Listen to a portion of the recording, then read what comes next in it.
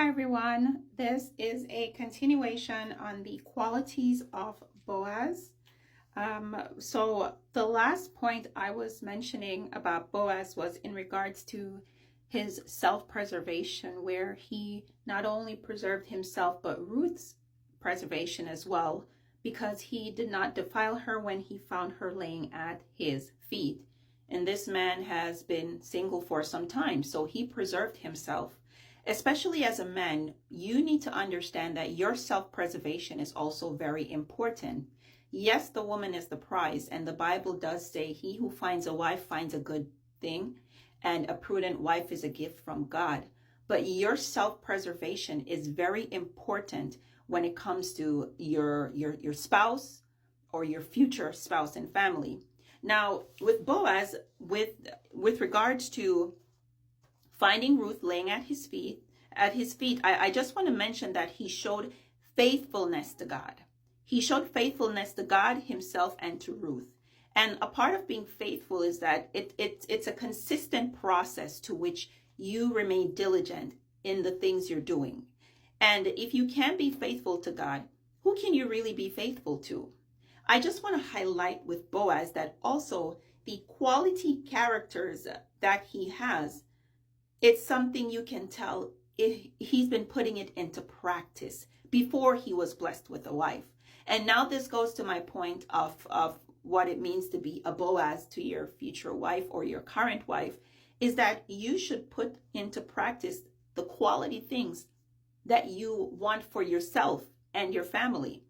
Now, there are bad habits that men refuse to break, and they think that after they get married, they're going to put it down. It's not going to happen if you do not intentionally start working on it. The party life, the womanizing, those little sneaky texts and sending girls DM on Instagram, and all of those little shady things, drinking, smoking, all those bad habits. Don't think you're going to drop it after you get married if you weren't putting it into practice before you're married. Or if you're married and you're still doing these things, it's time to start practicing to let them go. Because Boaz was pretty much practicing to be a husband before he was blessed with Ruth. And if you are not practicing to break certain habits ahead of time, or practicing to do the right thing before that woman is even your wife, you already set yourself up and that relationship to fail. So, because the true strength of a relationship, it takes effort on both sides. Women are not designed to carry certain burdens. And as a man, you are designed to be the stronger one. So you have to practice the right things to be able to lead a woman the way she is to be led. Because it's hard to submit to someone who lacks good leadership qualities. So as a man, there are things you have to put into practice that you know will be beneficial to the family. You have to set the standard before you're even with that person. Not because that person doesn't have your ring or is in your bed. It doesn't mean you shouldn't start doing the right things. So Boaz was being an exemplar husband before they were officially declared husband and wife. Another point of Boaz is that he praised Ruth and showed her appreciation. This is so important. Sometimes men will look down on the things that women do, thinking it's easy when it's really hard work. I've seen countless videos of men being, say for example, a stay-at-home dad for a week, and when the wife comes back, the husband is like traumatized. I've seen those videos where he's like, honey, I want to go back to my job and you continue doing this. Always show appreciation for even the simplest things. Appreciation is so important. Even when you think about the love, they talk about the 5 love languages. And one of the love language, it's words of affirmation. You should speak into her, encourage her, appreciate her with your words. So he gave credit to her where it's due. He vocalized his appreciation for her being a virtuous and kind woman. That's Ruth chapter 3, verse 11, where he says that you are a virtuous woman. And he said you will be rewarded for your kindness. He spoke things. So society teaches men not to express themselves, to not show emotions. You need to express it. It's very important. And that's why there's so much divorce in society, because their laws, it's not working. But Boaz, he always showed her appreciation, and women need constant reassurance. Yes, men, it gets tiring at times, but women need reassurance. So ensure that you show appreciation in your words and your actions. Now, speaking of words, this is what I love about Boaz. He was a keeper of his words. He kept everything he promised or he said he was going to do. He did it. This man understands. This man knows God, and he knows that God keeps his word.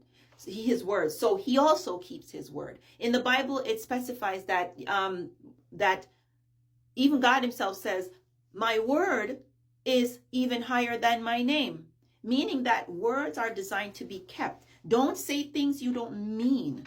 Don't promise things you're not going to do. Don't be deceptive. Don't lie. Don't be a liar. Don't play God's daughters.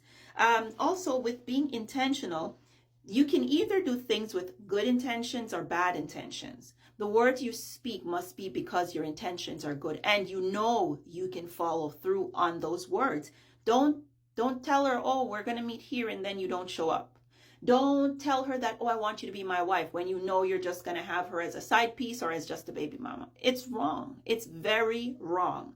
Now, when it comes to being intentional, this man had only good intentions for Ruth, even at the cost of potentially losing her.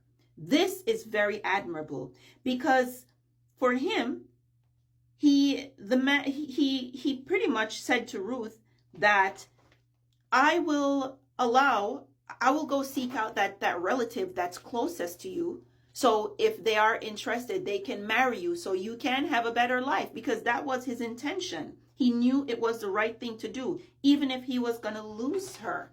So he didn't manipulate, he didn't defile, he didn't smooth talk her. He spoke the truth, the whole truth, and nothing but the truth. Now, men don't feed women by taking advantage of their vulnerability. Don't play mind games. Don't you think God sees the things you do? He knows the heart of man. He knows the heart of man, woman, child, everyone. When the Bible says the heart of man is wicked, it's in reference to everyone. So God knows your heart. So if you're telling women words that you know you don't mean or you're not going to keep, the devil is already using you. He's using you, and there will be consequences. There will be. No sin goes unpunished. And if you don't plan to change and do right by that woman, leave her alone. Please, leave her alone.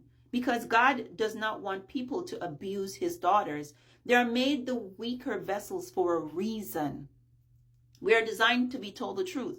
We're designed to be taken care of, to be protected, to be provided for. So even your words should be a healthy provision to her, in the sense that if you know you're going to do something, you do it. If you can't do it, just don't say it. Leave it alone.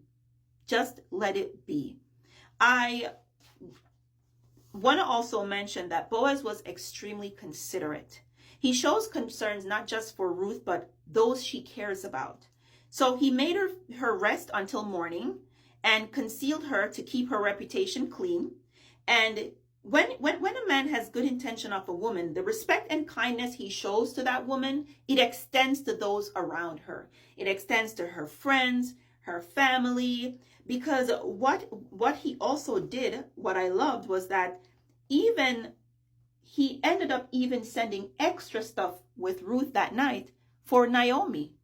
Now, that speaks volume of the type of man that he is. His consideration in Ruth chapter 2, verse 17, he says, "Do not go empty-handed to your mother-in-law."